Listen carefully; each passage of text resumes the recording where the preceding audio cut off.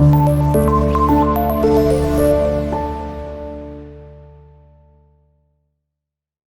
begin with the question answers of this respective chapter. So let's begin. Okay class, अब हमारा second question का आप answer देख सकते हैं. The poet saw the golden daffodils growing beside the lake beneath the trees. This setting makes one's mood peaceful and tranquilized. So इसके साथ class हमने अपना पहले दो क्वेश्चंस के आंसर्स कर लिए हैं. अब हम मूव करते हैं क्वेश्चन नंबर 3 की तरफ. सो लेट्स सी क्वेश्चन नंबर 3 में हमसे पूछा क्या जा रहा है. How does the poet describe the daffodils and what imagery does he use to bring them to life?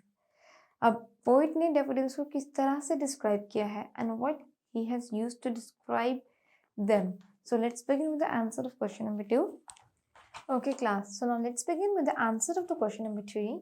The poet describes the golden daffodils as dancing in the breeze, tossing their heads in sprightly dance, continues as the stars shine. The poet uses imagery of a host of daffodils and continues in the Milky Way. So class, poet ने जिस तरह से describe किया था passage में stanza में हमने वो lines mention कर दी daffodils को. Along with that, the imagery उसने वो use की थी वो क्या था? Stars in the Milky Way. So the fourth question is identify and explain the use of personification in the poem. अच्छा क्लास, पर्सोनिफिकेशन हम पोइम में क्यों यूज करते हैं, इसका यूजेज हम देखते हैं. Daffodils are tossing their heads, which means they have portrayed to have heads like human and poet make dance like humans. So the poet has personified daffodils to enhance the impact of golden flowers. So class, personification हमने use की है and why we have used और जो personification हमने use किया था उसका meaning हमने आपको बता दिया है. और personifications are used in the poems. Further personification क्या होती है what is and how it is being used in the poems हम इसको deeply discuss करेंगे in the grammatical portion. Okay class, but for now this is the answer of the question number 4. Now let's move towards the question number 5. What is the effective rhyme scheme on the poem's rhythm and flow?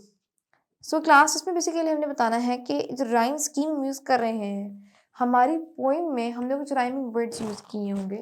तो वो उस rhyming scheme का वो rhyming word जो हमने use किए हैं वो स्कीम बनाना उनका पर्पस क्या होता है, व्हाट इम्पैक्ट और effect these rhyming schemes are having. So let's move towards the answer of this question. Okay class, जैसे कि हमने अभी क्वेश्चन नंबर 5 को डिस्कस किया था, अब हम उसके आंसर को देखते हैं. In the poem, each line has 10 syllables. The stress is on every second syllable.